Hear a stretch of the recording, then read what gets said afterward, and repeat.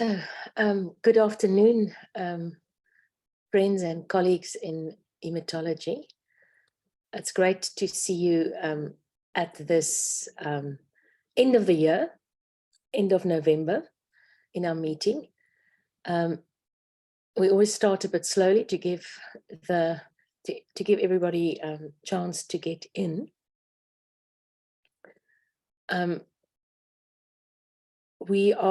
I've gone over onto a slightly different system where there is a pre-registration. And I realize that is, for some people, very easy, and for others like me, very difficult, these type of things. So, so we'll take it from there. So I just want to wish the Stellenbosch University Hempath Department this afternoon a very, very warm welcome to Deep Dive. Our chair of this afternoon is Dr. Erica Marie Nell, and she is very newly qualified. And if I look into her orchid, she has been very busy in the last few years publishing. So she started young, and it's really impressive what you've been doing. So, you know, it's really wonderful to see what's happening in your department, and it builds a lovely body of evidence and a body of knowledge in our country.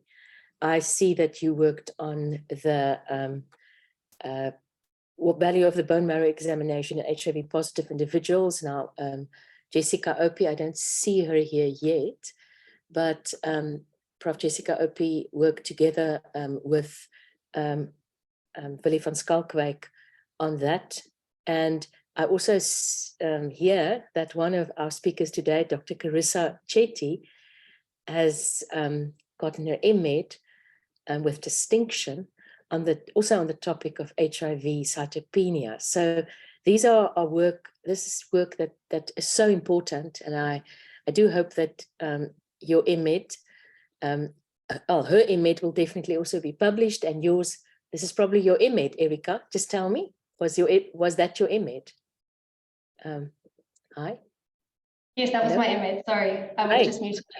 So, you know, very well done. You really have done amazing work in the short time, and I think we must, you know, we must actually get these articles together as a resource for everybody. Also the trainees, to have an idea of what's going on in HIV marrows and HIV cytopenia. So well done. Also to Carissa, congratulations on your achievement too. So from my side, today's topic is a deeper dive into pre-transfusion testing and component selection.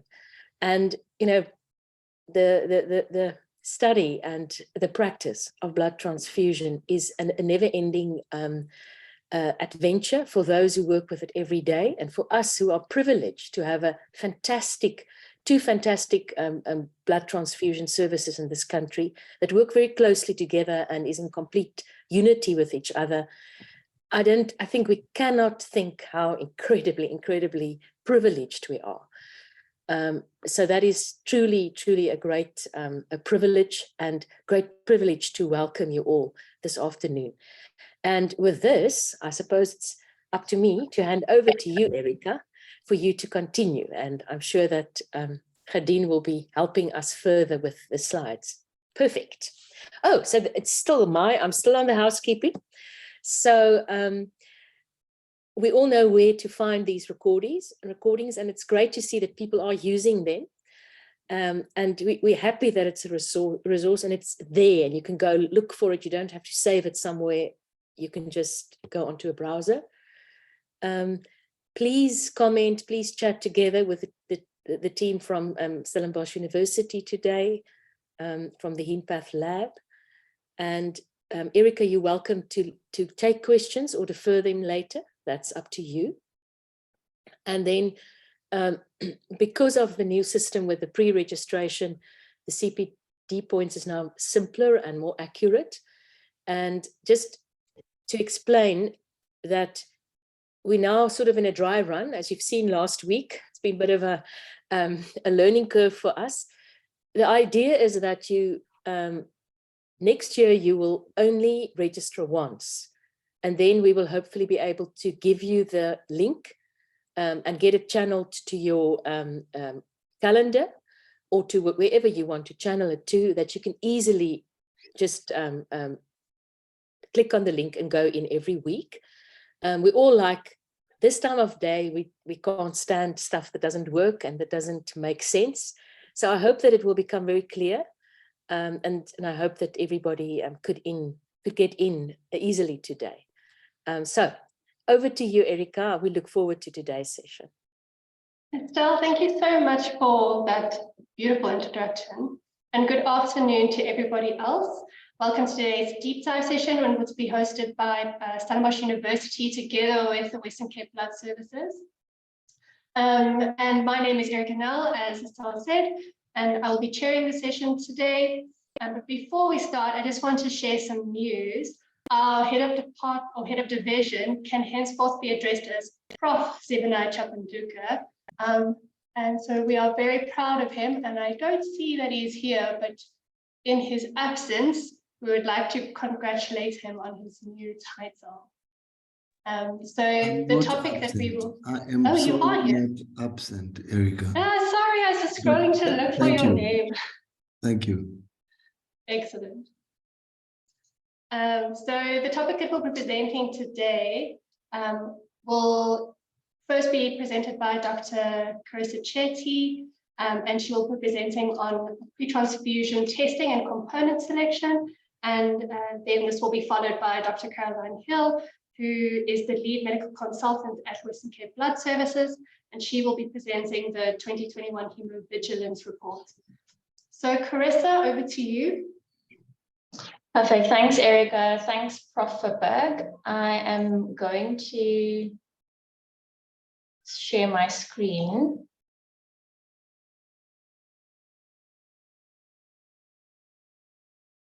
Just let me know if you can see that. Erica? Yes. Great. And can you see my cursor? I just want to, okay, perfect. So my slides are moving over. So hi, good afternoon, everybody.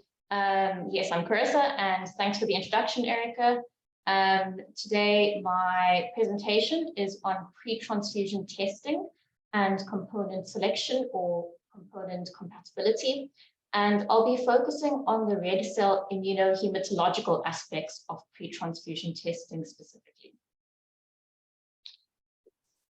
So what is the goal of pre-transfusion testing? I've taken this statement from the blood bank guide because I felt that it really sums it up so well, and I couldn't have said it better myself.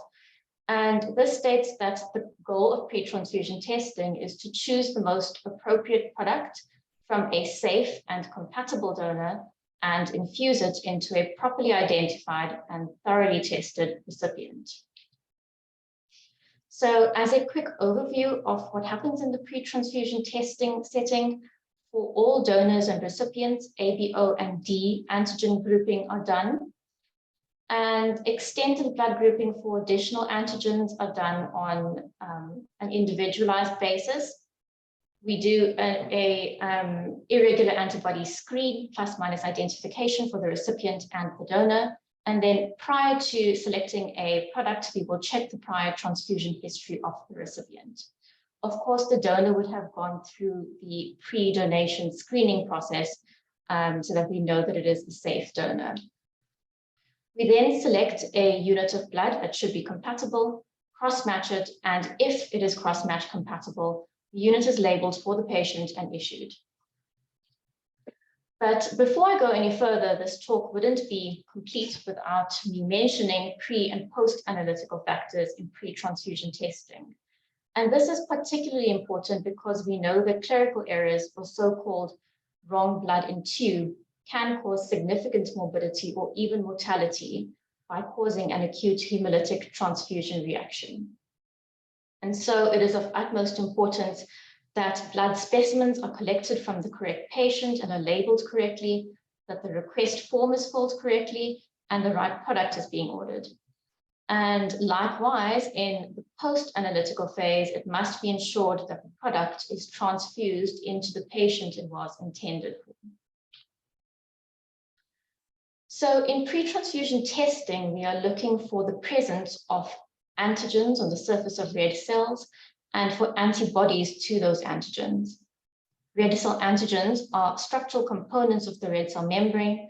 International Society of Blood Transfusion recognizes 43 different blood group systems and 349 antigens as of September this year. Most of these are glycosylated proteins, some are glycolipids, and they are thought to play a role in stabilizing the red cell membrane and transporting molecules through it. Antibodies to these red cell antigens can occur naturally, for example, anti-A and anti-B antibodies, or they may occur after sensitization, for example, from a prior fetal maternal bleed or prior transfusion. And these antibodies are important because of their potential to cause a hemolytic transfusion reaction or hemolytic disease of the fetus and newborn. Warm reacting antibodies react best at 37 degrees Celsius or body temperature, and these are usually IgG antibodies that develop after sensitization. Cold reacting antibodies react best below body temperature, below 37 degrees Celsius, and are usually naturally occurring IgM antibodies, but bear in mind that these are just generalizations, and you can, for instance, have a cold reacting IgG antibody. Regarding the principles of testing, IgM molecules are these large pentamers with many fragment antigen binding sites. And therefore, when they bind red cell antigens, they are able to agglutinate the red cells easily, which we can see macroscopically. IgG, on the other hand, is a monomer that merely coats or sensitizes red cells. Both IgM and IgG can both activate complement, and the complement component C3d, like IgG, merely coats the surface of the red cell without causing visible agglutination. So in order to look for the presence of IgG or C3d on sensitized red cells in vivo, we do the direct antiglobulin test, aka Coombs test. In this test, anti-human globulin is added to patient red cells, and anti-human globulin is actually an anti-IgG antibody. It binds the Fc portion of immunoglobulin G, so it is an antibody to another antibody.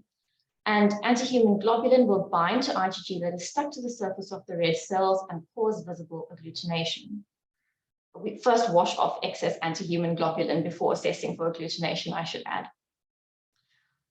With the indirect antiglobulin test, on the other hand, rather than looking for the presence of in vivo sensitized cells, we add patient serum to known reagent red cells. Here, antibodies in the patient's serum will bind to their corresponding antigens.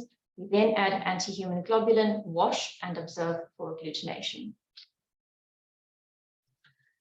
There are three main methods of manual testing used in pre-transfusion testing, namely conventional tube testing, column agglutination testing, and solid phase testing.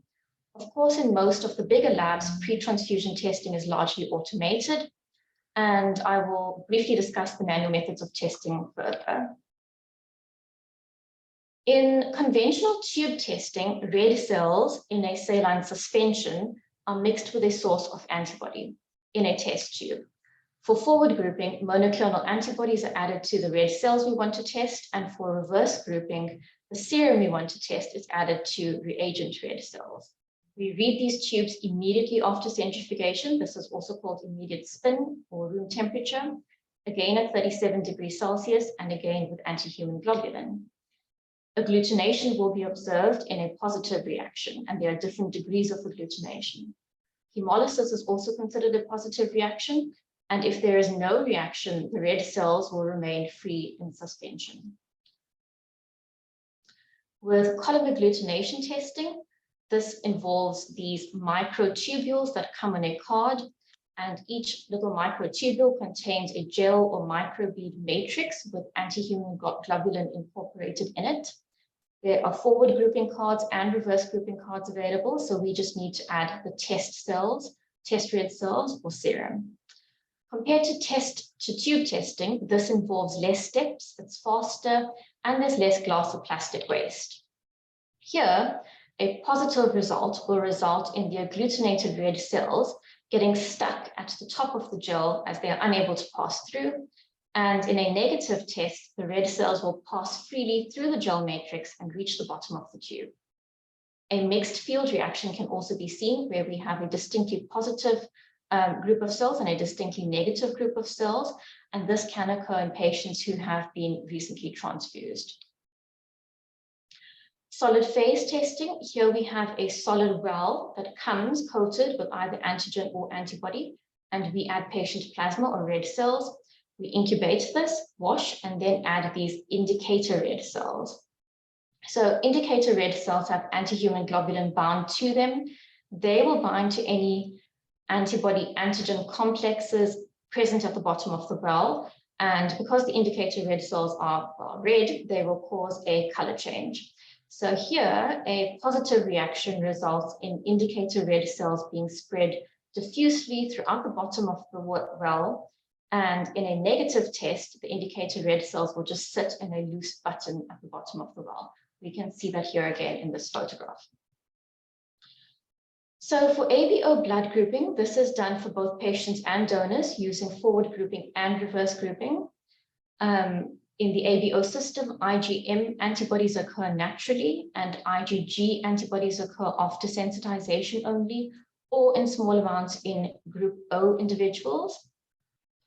And just note that here in reverse grouping, we use both A1 and A2 reagent red cells. And this is in order to detect the subgroup of A2 individuals who have A1 antibodies. So approximately 20% of group A individuals are of the A2 subgroup. And this is qualitatively and quantitatively a bit different from A1. And up to 8% of A2 individuals and 35% of A2B individuals have anti-A1 antibodies, and they should not receive A1 donor blood. For RHD antigen, this is the most antigenic antigen apart from the ABO antigens. We do forward grouping here only for D antigen because anti-D antibodies are not naturally occurring. And what is important here is that we use two different types of monoclonal antibody. One which is more sensitive and can detect so-called weak or partial D. And I say weak or partial D in inverted commas because we know that the proper term is in fact variant D. Individuals with variant D are quite interesting in that they can sensitize D negative individuals to produce anti-D antibodies, and yet they can develop anti-D antibodies themselves. When testing donors and cord blood, we use the more sensitive category 6 monoclonal anti-D antibody because we do want to detect the weak D. However, when testing transfusion recipients or pregnant women, if they have weak D or variant D rather, we do not want to detect it, and therefore we use the less sensitive non-category 6 monoclonal anti-D. We want to rather treat these patients as if they are D negative.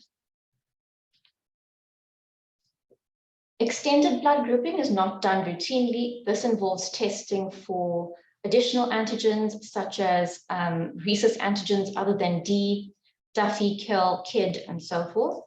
It uses forward grouping principles, and it is indicated when we might want to give an extendedly matched transfusion, for example, to a patient who is receiving frequent transfusions and is at increased risk of developing an alloantibody. We might also do this if we have identified an irregular antibody and we need to determine if this is an autoantibody or an alloantibody. So donors and recipients are then tested for the presence of irregular antibodies, and an irregular antibody is any non-A or B antibody. This test uses reverse grouping principles, where test serum is added to 2 to 3 different types of screen cells. These screen cells are all donor cells that are all group O, and they have been extensively phenotyped.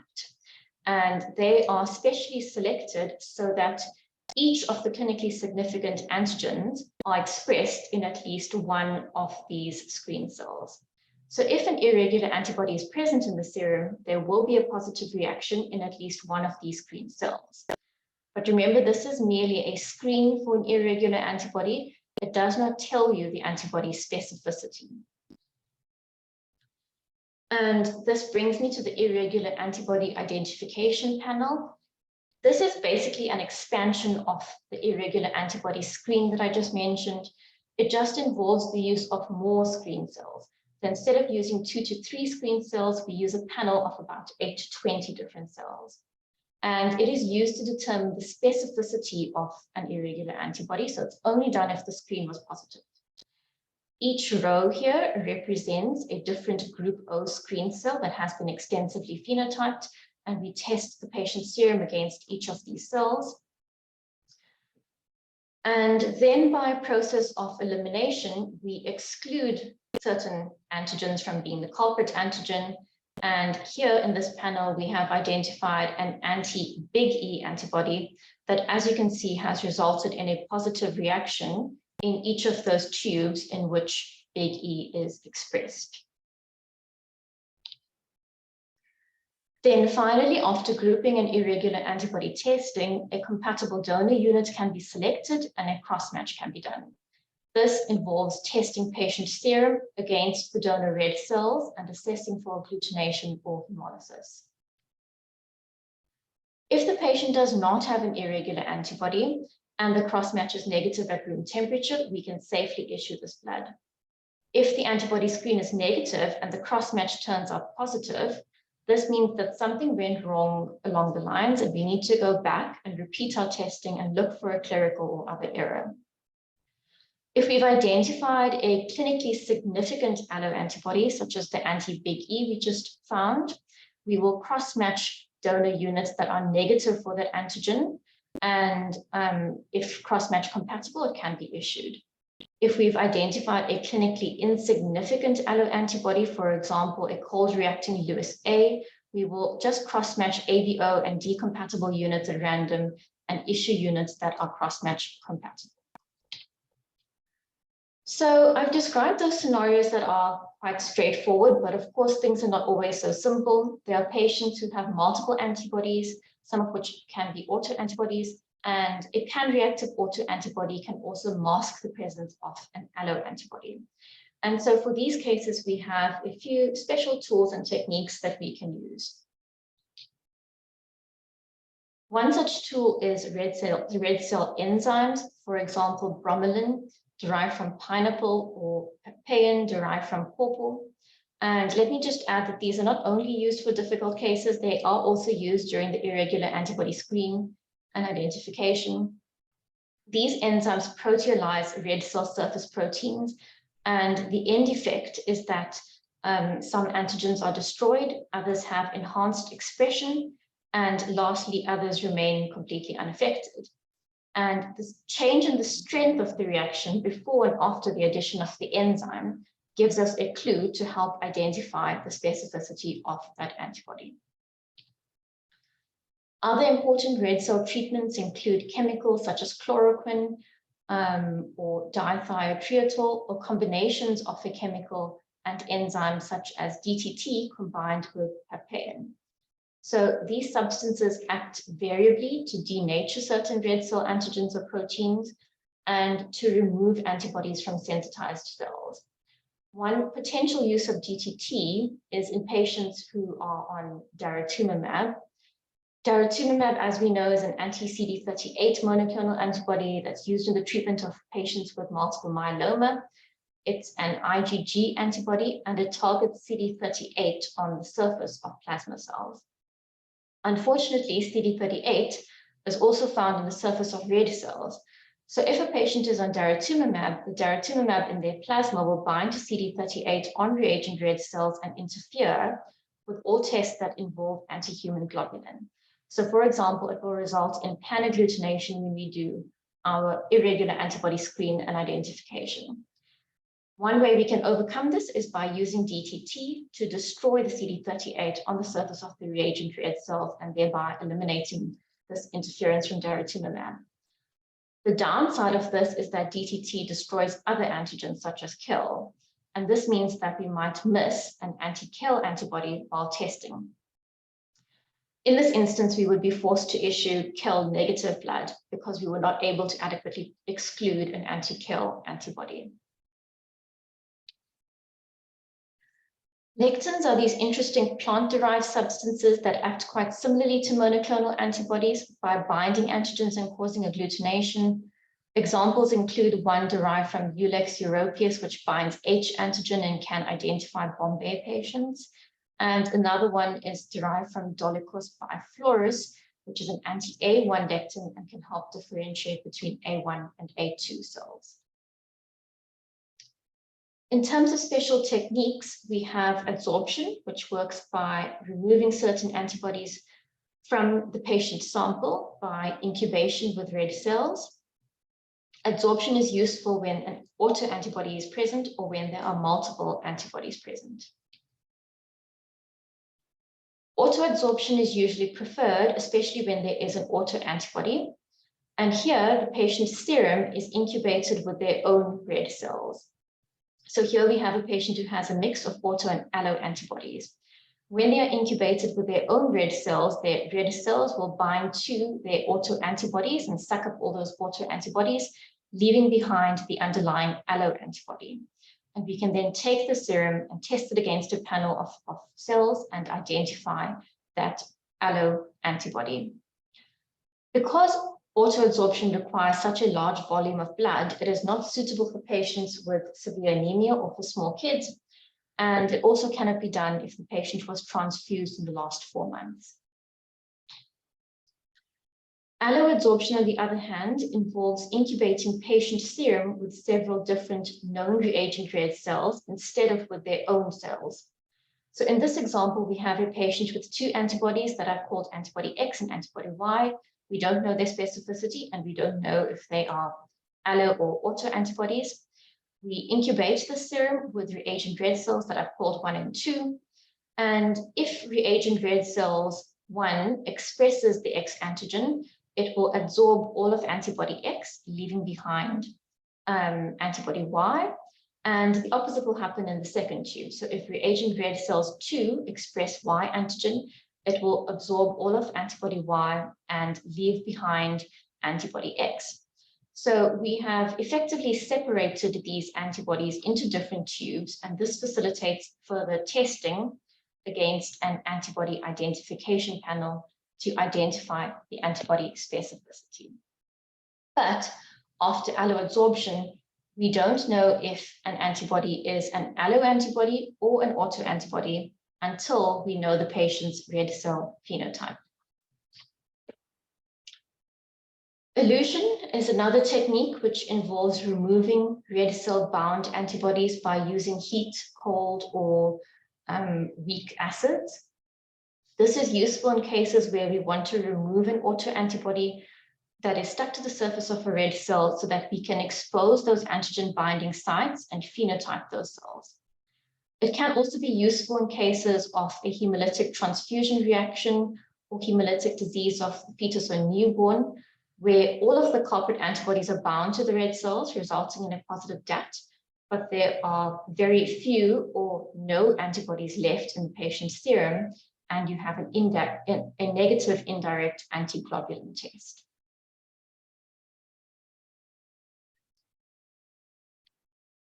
So just a few quick words on component selection. For packed red cells must be ABO and D compatible with the recipient's antibodies. I'm sure we've all seen this chart, which shows that Group O individuals are universal donors and Group AB individuals are universal recipients. Regarding the D antigen, D negative recipients must get D negative blood. The exception to that is in a life-threatening emergency, we could give a postmenopausal female or a male whose D status is unknown O positive blood if O negative blood isn't available. And we would then follow through by giving anti-D prophylaxis. Regarding weak or partial D, as I've mentioned previously, recipients should be treated as if they are D negative and they will be given D negative blood. However, weak or partial D donor blood is labeled and issued as D positive units. For whole blood, of course, only ABO and D identical blood is acceptable. Regarding platelet transfusions, so the thing about platelets is that they variably express ABO antigens. They may express small amounts of ABO antigens. They are collected in plasma and therefore they contain antibodies. And they may also contain small amounts of red cells. And therefore, a platelet transfusion should ideally be ABO identical. However, due to limited supply of platelets, this isn't always possible. There are three main risks associated with incompatible platelet transfusions. The first is called minor incompatibility, whereby donor antibodies present in the plasma, in the transfused plasma, hemolyze the patient's red cells. So we shouldn't be misled by the term minor incompatibility. This is actually a potentially fatal reaction. And for this reason, Group O donor blood, which tends to have higher titers of anti-A antibodies, should not be given to Group A or AB recipients. The second potential risk is called major incompatibility, and here recipient antibodies target ABO antigen present on the donor platelets, and they clear out those platelets. This is a fairly common complication, and there is no risk of hemolysis. It's not life-threatening. It merely results in poor platelet incrementation. And the last possible complication is that passenger red cells in the platelet transfusion that are D positive can cause alloimmunization of a D negative recipient. This is actually quite a low risk complication. However, we can consider giving anti-D prophylaxis to women of childbearing potential if they have received a platelets from a D positive donor and they are D negative. Granulocyte transfusions, because they are contaminated with red cells, they need to be treated as if they were packed red cells, so they must be ABO compatible with recipient's plasma. For fresh frozen plasma, this needs to be ABO compatible with recipient red cells, so it must not contain antibodies that will react with the patient's cells. At WCBS, they tried to give ABO identical FFP, but this isn't always possible, and sometimes AB donors are used. And lastly, for cryoprecipitate, what's quite interesting about cryo is that it has been found that, in fact, any ABO donor group is acceptable for cryo unless we are using very large volumes. And this is because even with the standard dose of 10 units of cryoprecipitate, the total anti-A, anti-B titer of antibodies would be very low. And I know that at WCBS, the total anti-A, anti-B titer of antibodies is measured in those 10 minutes prior to issue. And if it exceeds a specific threshold, it will not be issued. And that's it from me. Thank you all for listening. These are my references, which were also on my slides.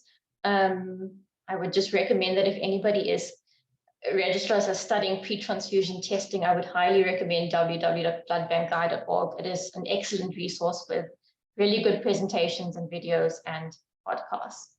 And that is it. Thank you. Thank you, Carissa, for that excellent talk. I think we can all agree that this is super important for all of the hematopathologists out there, and also for clinical hematology. It's important to have a background on these concepts. I don't see any questions in the chat. Perhaps we can just move on to Dr. Caroline Hilton's talk first. And then if there are any questions, just keep putting them in the chat and we will address them afterwards. So we are very pleased to have Caroline join us in presenting today. So as we can see there in her bio, she has been working previously in clinical hematology and heme-path. And subsequently became head of medical department at Western Cape Blood Services in 2014. And recently she is now the lead medical consultant at Western Cape Blood Services. So we are very excited to have her with us. And over to you, Caroline. Thanks very much. I'm just sharing.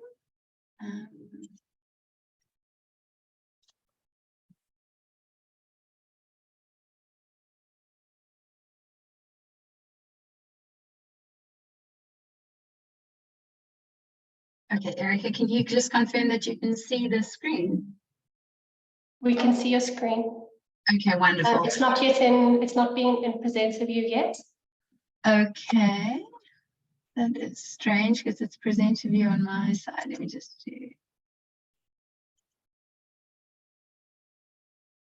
There we go. Okay, wonderful. So first of all, thanks very much for the invitation to speak to you today. I'm presenting the 2021 National, which is not actually compiled by myself, but by the Independent Hemovigilance Committee. And this is a new committee that was started this year. And the committee is made up of Dr. Paddy Knox and Professor Arthur Rantlewane, who are an independent body to report on hemovigilance in South Africa. But we share all the information with them and we work very closely. We have monthly meetings, and this report should be available quite soon on the SAMBIS and WCBS websites, but I'll just give you a sneak peek into what the information found. So first of all, I think it's important just to define what hemovigilance is. And essentially, it's just the surveillance of all the risks associated with donating blood and transfusing blood. And it's very important that we monitor these to identify any situations where we can prevent harm to either a donor or a patient. And the structure of hemovigilance reporting in South Africa changed this year. Whereas before, the hemovigilance team at SAMBIS and at my organization, the Western Cape Blood Service, we used to collate information together and then write up our own report. And there was realization that there probably, that isn't a very fair way of doing so, and that there needed to be a more independent, impartial organization or companion to analyze the information that we present to them. So we collate all the data and give it to the IHC, and then they produce a report. They also have other roles in terms of hemovigilance, in that we escalate all the serious adverse transfusion reactions to them. So these are specifically ones that are associated with dyspnea, often with hypertension and sort of more complicated reactions. We also escalate all transfusion-associated deaths and what we call misdirected transfusions, which I'll explain later.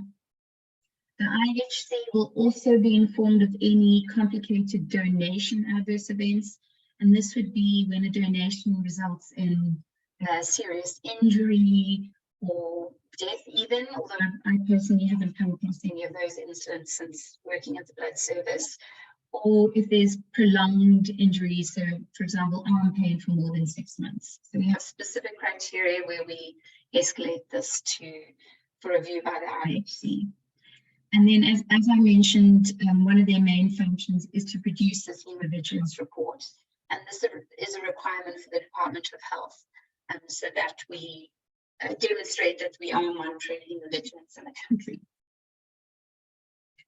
Okay, so let's move on to the actual report. And this first slide shows blood product usage from 2019 to 2021. So we'll look at this starting with the red bar, which summarizes the red cell products used over these past 3 years. So you can see in 2019, red cell product usage was sitting at about 1.15 million. It dropped in 2020 to about 950,000. And this obviously related to the impact of COVID.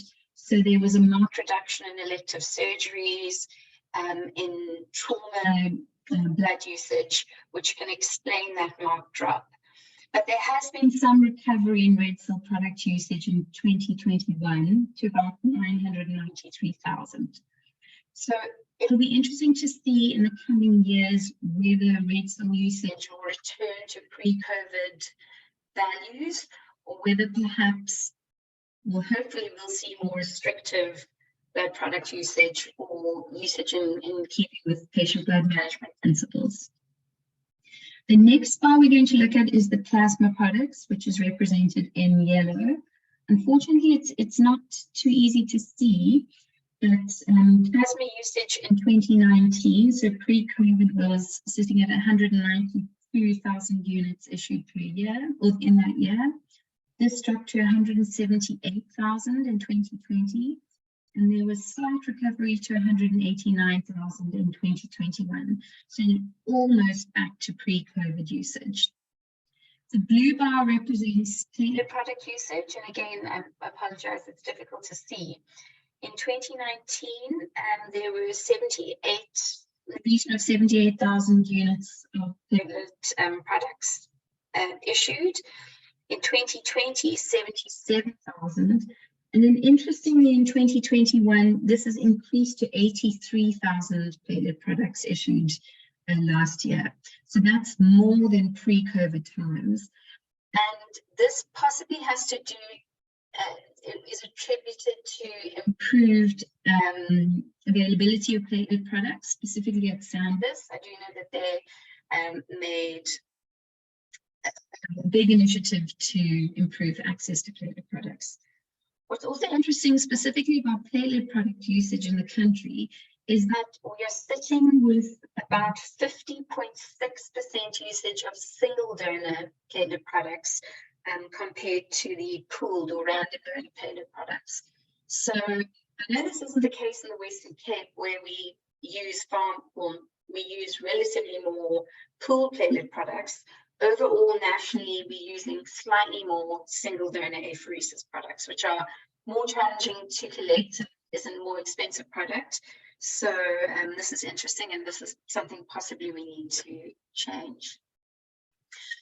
Okay, so this next graph looks at red cell usage versus collections. So the red bar represents the whole blood donations that the blood services in South Africa collected per month, whereas the blue line represents the red cell concentrates used per month. So you can see in certain months, the red cell product usage exceeded the amount that was collected by the blood services. So we were struggling to meet demand, specifically in February and August 2021. Perhaps in February, this may have related to the Omicron COVID, sort of the end of that wave, and some difficulty recruiting donors to donate.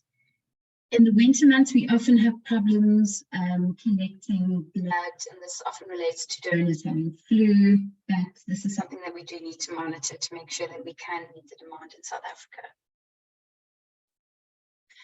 The next interesting figure that we look at every year is called the red cell transfusion rate. And this looks at the amount of red cell products that are issued per 1,000 people in the population. So nationally, in 2021, there were 16.3 red cell products issued per 1,000 people in the population. But if you break down the usage according to the different provinces, you'll see there's quite wide variation. So in the first table, if you look at how the most populated provinces are represented first, so Gauteng, KwaZulu-Natal, and the Western Cape, the red cell transfusion rates have definitely dropped since the pre-COVID period in 2019. So they haven't recovered to what they were before. But definitely those three provinces are using the most blood. And this likely relates to the fact that they have more hospitals and tertiary hospitals as well. But then you can see in the less populated provinces, red cell usage is far less. So the Eastern Cape drops, for example, to 11.1 red cell concentrates transfused per 1,000 population. And this possibly suggests underutilization or poor access to blood products in these less populated rural provinces. So this is something to monitor, and this is a very useful figure to monitor, but you do have to understand the context of sort of resource allocation in South Africa and how the provinces differ. But this is also a useful measure to watch if you want to look at patient blood management usage or restrictive usage in the provinces, to see whether the usage is leaning in that direction. The bottom table is also very interesting, and this looks at the percentage of red cell concentrate usage in the private and the public sectors. So you can see in the private sector between 2019 to 2021, there's around about sort of a 39 to 40% usage of red cell products specifically in this sector. So this highlights a definite discrepancy in the usage of red cell products in these two different sectors, and suggests overutilization of red cell products in the private sector. It's difficult to come to a figure or to confidently say how many people access private or public healthcare in South Africa, but in 2018, there was a Stats SA figure to show that about 18% of the population at that time had a medical aid. So the assumption is at that time about 20% of people were using private healthcare, yet almost 40% of blood is used in that sector. We haven't been able to find a similar figure for more current periods when we're not quite sure how many people are accessing medical aid schemes after the COVID pandemic. So we'll watch this, but it does make some suggestions to the difference in red cell usage in the different sectors. Next is a very important part of hemovigilance that we need to monitor, and that's the adverse transfusion reactions. So hemovigilance reporting in South Africa is completely passive. We rely entirely on reporting from the clinicians, whereas in other first world countries, they actually have transfusion practitioners or nurses who will actively monitor each or follow up each transfusion episode to determine whether there was an adverse reaction associated with it. So we do realize that there is underreporting of adverse transfusion reactions, and it's definitely something that we would like to encourage so that our statistics can be more accurate. But as you can see, we look at a reaction rate per 100,000 products transfused per year. And the figure seems to be decreasing, with last year's figure looking at 78.1 adverse reactions reported per 100,000 transfused. So fortunately, the majority of these transfusion reactions are mild, which are represented in the red wedge of the pie chart. The most common of these is the febrile non-hemolytic transfusion reactions at 35.8%, followed by the mild allergic reactions at 20.7%. Next, the severe reactions, which are represented in the orange wedge. These comprise the severe allergic and anaphylactic reactions. The cardiopulmonary, which is the light green wedge, this group is lumped together, but essentially it's comprised of the transfusion-related acute lung injury, TRALI, transfusion-associated circulatory overload, TARCO, and then an entity called transfusion-associated dyspnea. So these are all lumped together because it's quite challenging to differentiate between these different classifications. Unfortunately, there is, as you can see in the unclassified wedge, there are a lot of reactions that we simply can't classify because of limited information about the reaction, despite attempts to get hold of the reporting clinician. This is unfortunately just the reality of hemovigilance reporting in the country. And then the blue wedge is the misdirected transfusions. I will go into that in more detail in the next slide. And there's a very small section of other. Okay, so a misdirected transfusion is something that we put a lot of emphasis on in hemovigilance reporting because it's definitely something that can be avoided. And what it is when somebody receives a blood product that was cross-matched for somebody else. And this can potentially result in an incompatible acute hemolytic transfusion reaction, which is potentially life-threatening. So these are all what we regard them as completely avoidable events, and it's something that we try and channel educational strategy into to prevent these happening. So the Independent Hemovigilance Committee put quite a lot of effort into trying to analyze where these misdirected transfusions happened. So first of all, we classify them into two parts. So either it can be a blood bank error, and that's, for example, if there's a sample mix-up or something goes wrong in the lab, or more commonly for misdirected transfusion, it's a hospital error. And that's when people don't check that it is for that specific patient. So a very common scenario in a busy ward environment would be two patients with the same surname, and that perhaps there'd be confusion there by the ward staff, and somebody would be transfused with blood for somebody else. So the IHC tried to look at where these errors were happening, but unfortunately we didn't really come to a conclusion that we could sort of make the directed educational strategy towards. So one would think these situations would happen more commonly in emergency settings, but actually you can see that they happen across the board. It is good to know that the percentage of misdirected transfusions does appear to be decreasing. So in 2007, there were 5.2% as a percentage of adverse events, and this has dropped to 2.7 in 2021. This is something that we monitor very carefully, and when these do happen, there's quite extensive investigation into the cause of this with corrective action as well. Okay, so look-back investigations, we can confirm that to our knowledge, there weren't any transfusion-transmitted infections reported to the blood services in 2021. And we call these look-back investigations, and they're categorized into two parts. So firstly, there's donor-triggered look-back investigations or recipient-triggered look-back investigations. So donor-triggered look-backs are when we find that somebody who's donated blood regularly comes up positive for hepatitis B, C, or HIV. And then what we need to do is to look back at their previous donation and attempt to contact the patients who received that donor's products to ensure that those people weren't compromised and that the transfusion didn't happen during the window period for that infection.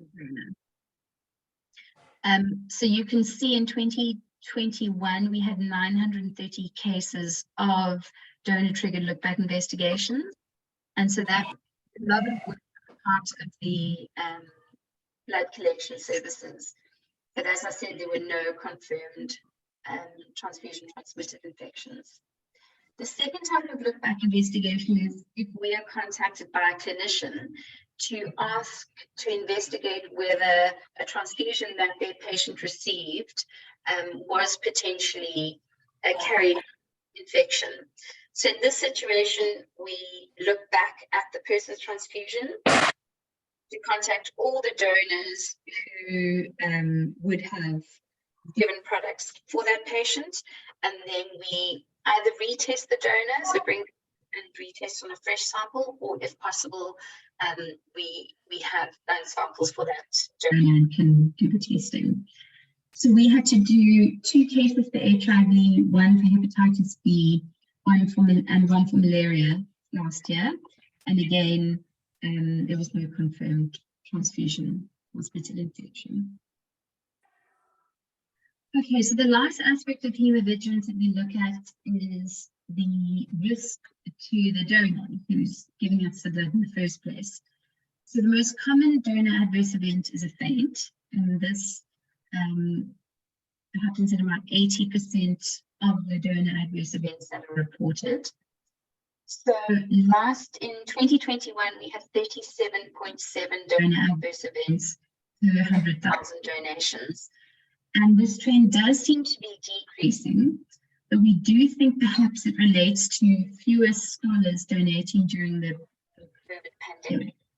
So it's quite common to see in young donors, and so we believe we have fewer of those scholars donating, so our donor adverse event rate is potentially a little skewed.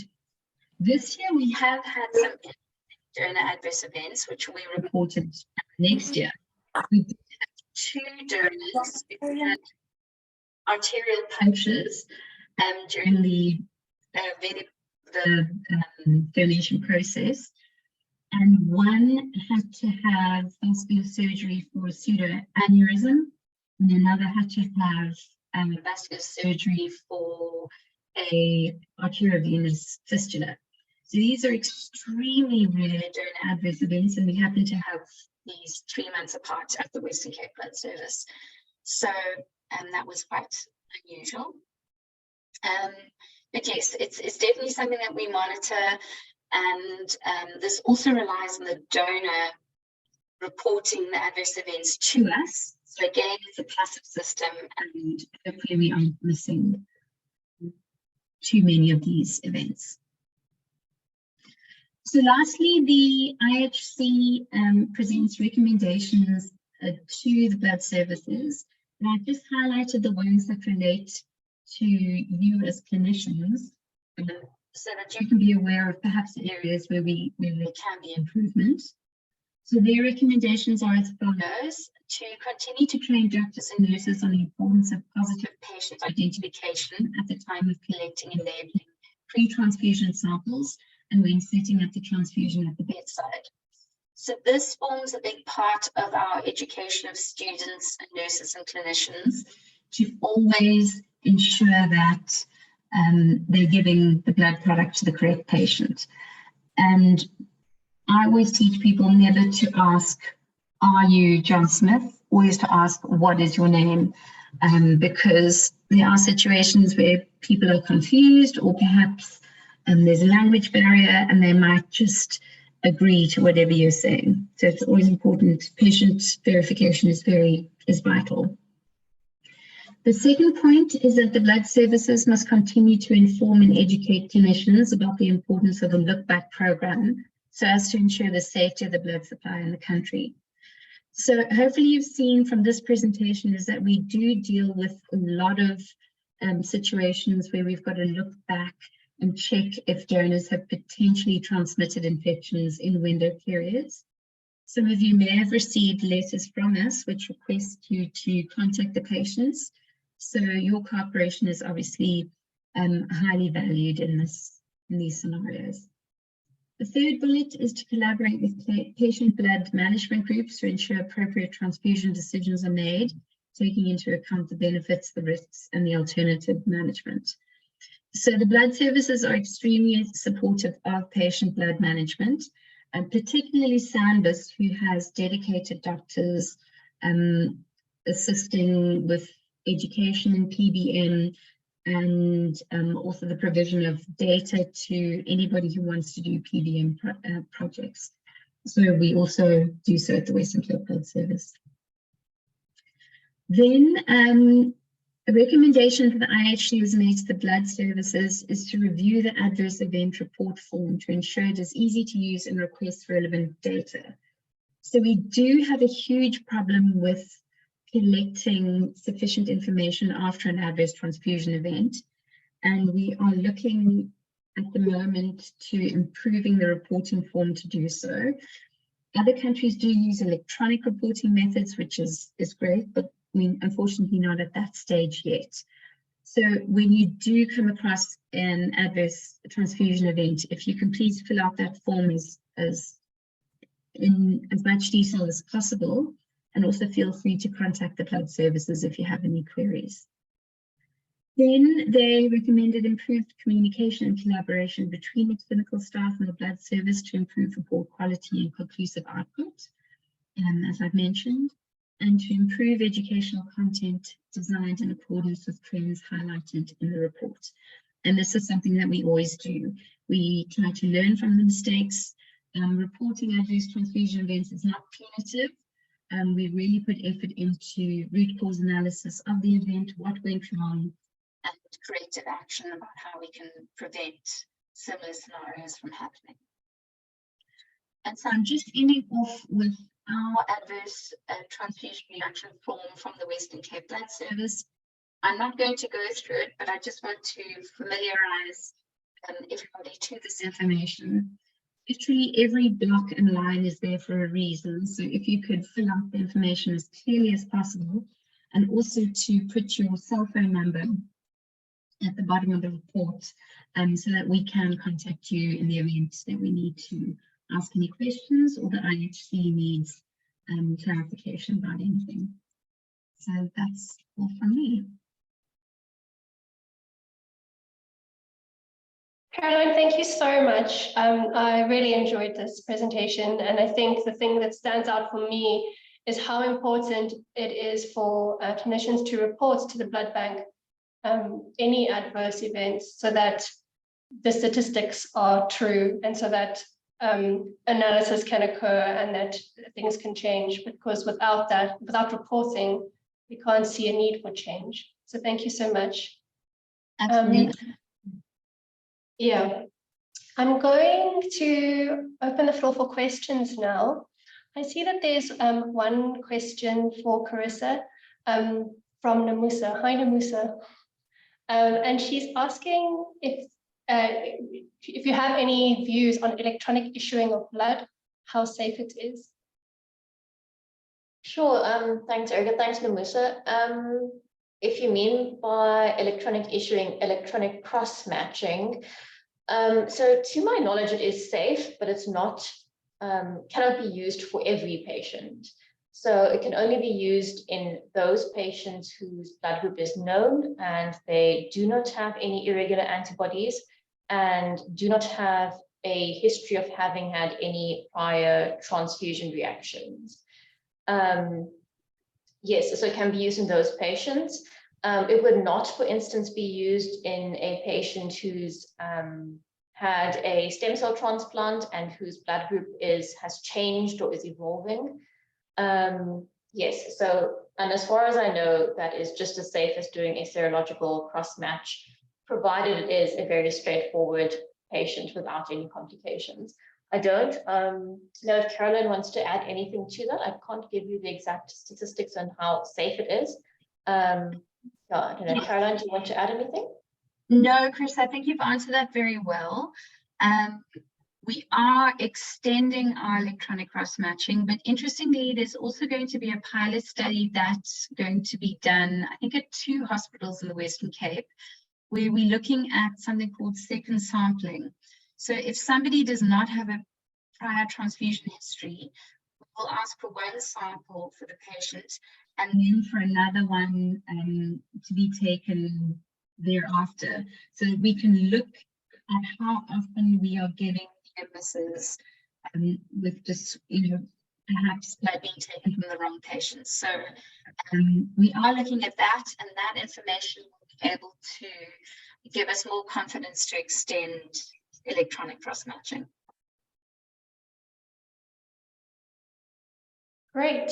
Are there any other questions?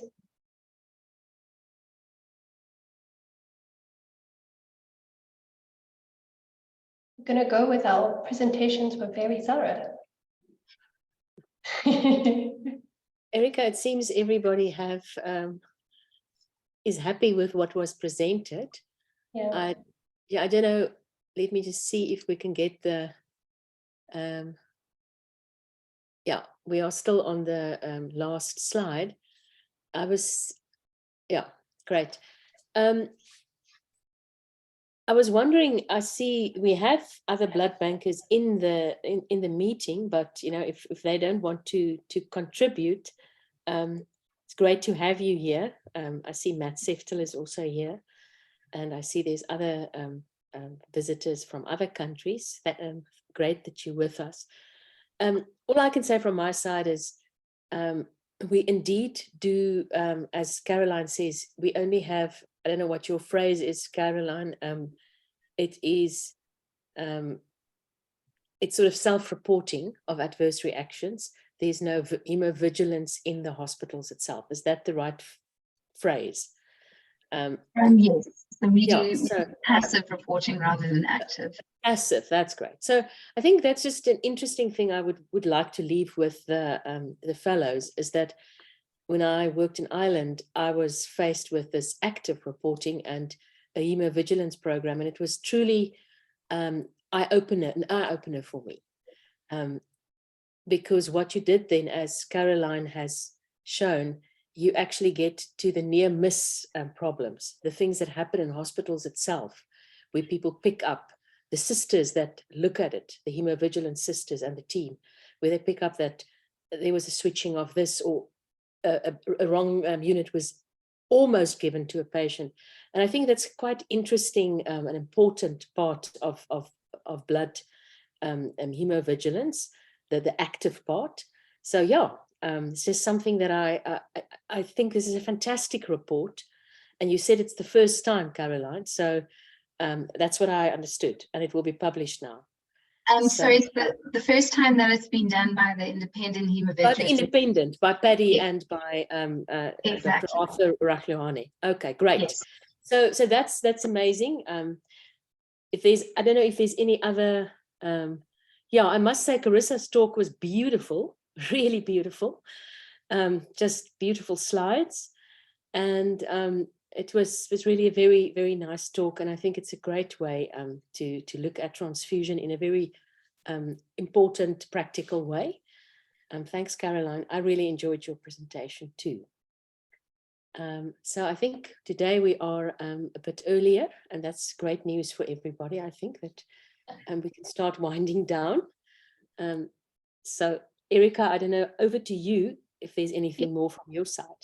No, I just wanted to thank both of our speakers for their great engaging talks, and special thanks to Caroline for joining us from Western Cape Blood Services. And then also just thank you to Estelle and her team. The Deep Dive platform is really excellent, and we're really happy to be part of it. Yeah, and there's lots of thanks coming for the speakers, so well done. Thank you so much. Thank you. Great to meet everybody. Great to see everybody, and thanks, Erica. Thanks for leading it with excellence, and great news from your department. We're very proud of you all. So yes. So thanks. Thank have you. a good afternoon, everybody. Thanks, everyone. Thanks, Prof. Thanks, Erica. Oh, wait, I see. Oh, did I see a hand? Garrick. Oh, did Garrick want to ask? Want to say something? Oh, it's a clap. Ah, an applaud from Garrick. Sure. So great.